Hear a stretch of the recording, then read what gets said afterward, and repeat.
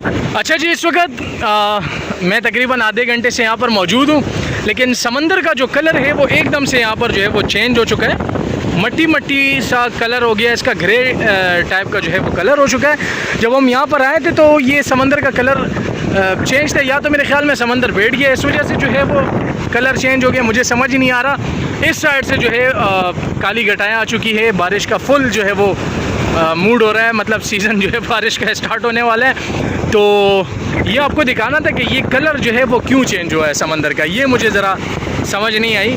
क्योंकि जब हम यहाँ पर आए थे तो कलर ब्लैक सा नज़र आ रहा था, और अभी जो है वो ग्रे ग्रे सा हो गया बिल्कुल पानी की तरह। लेकिन अल्हम्दुलिल्लाह अच्छी बात ये है कि आज जो है वो समंदर बिल्कुल नॉर्मल है, और इतना आगे नहीं है जितना पिछले 2 दिनों से था।